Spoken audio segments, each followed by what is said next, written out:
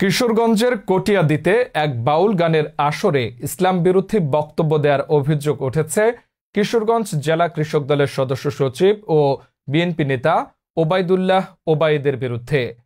প্রত্যক্ষদর্শীদের মতে তিনি কোরআন ও হাদিস নিয়ে অবমাননাকর মন্তব্য করেন, যা সামাজিক যোগাযোগ মাধ্যমে ছড়িয়ে পড়লে ব্যাপক সমালোচনা শুরু হয়। স্থানীয় মুসলিম ধর্মপ্রাণ জনগণ ও ইসলামী সংগঠনগুলো এ ঘটনার তীব্র নিন্দা জানিয়ে আইনগত ব্যবস্থার দাবি তুলেছে।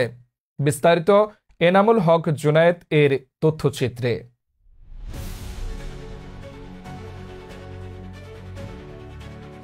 আরে বাবা, এটা আমার বাংলাদেশ, কোরআন হাদিসের আইন বাংলাদেশে চলে না। কোরআন হাদিসেও গান একেবারে নিষিদ্ধ এমন কিছু না। আজকে আমাদের এই সমবেত আমরা যারা এখানে বসছি, মূলত বাংলাদেশের জারি সারি গানের ঐতিহ্য, বাংলাদেশের ঐতিহ্য হয়েছে আমাদের এই জারি সারি বাউল গান। এগুলো আমাদের এই সমাজ থেকে উঠে যাচ্ছে। আমরা যারা ইদানিং করার চেষ্টা করতেছি, এইগুলা বাধা দেওয়ার জন্য একটা শ্রেণী কিন্তু উঠে পড়ে লেগে আছে। যে কোনো ধরনের গান হইলেই হবে না, এগুলো দেওয়া যাবে না।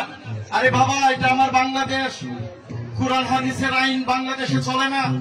কোরআন হাদিসেও গান একেবারে নিষিদ্ধ এমন কিছু না।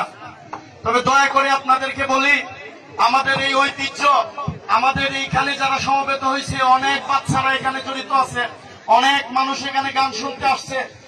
কিশোরগঞ্জ সদর উপজেলার মারিয়া ইউনিয়নের বাসিন্দা ওবায়দুল্লাহ ওবায়েদ, যিনি কিশোরগঞ্জ জেলা কৃষক দলের সদস্য সচিব ও বিএনপি নেতা, সম্প্রতি কটিয়াদী উপজেলার করগাঁও ইউনিয়নে একটি বাউল গানের অনুষ্ঠানে ইসলাম বিরোধী বক্তব্য দিয়েছেন বলে অভিযোগ উঠেছে। প্রত্যক্ষদর্শী ও স্থানীয় সূত্রে জানা গেছে, উক্ত অনুষ্ঠানে তিনি কোরআন ও হাদিসের অবমাননাকর কিছু মন্তব্য করেন, যা মুসলিম ধর্মপ্রাণ জনগণের অনুভূতিতে আঘাত হানে। তার বক্তব্য সামাজিক যোগাযোগ মাধ্যমে ছড়িয়ে পড়ার পর ব্যাপক সমালোচনা শুরু হয়। স্থানীয় বাসিন্দারা তার এ ধরনের বক্তব্যের বিরুদ্ধে তীব্র নিন্দা জানিয়েছেন এবং ক্ষোভ প্রকাশ করেছেন। এ ঘটনায় ইসলামী সংগঠন সহ বিভিন্ন মহল প্রতিবাদ জানিয়েছে এবং প্রশাসনের দ্রুত হস্তক্ষেপ কামনা করেছে। অনেকেই দাবি করছেন তার এই বক্তব্য ধর্মীয় উস্কানি সৃষ্টি করতে পারে এবং সাম্প্রদায়িক সম্প্রীতি নষ্ট করার আশঙ্কা রয়েছে।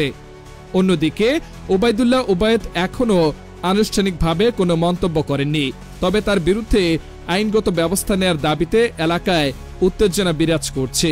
পরিস্থিতি নিয়ন্ত্রণে রাখতে স্থানীয় প্রশাসন ও আইন শৃঙ্খলা বাহিনী সতর্ক রয়েছে।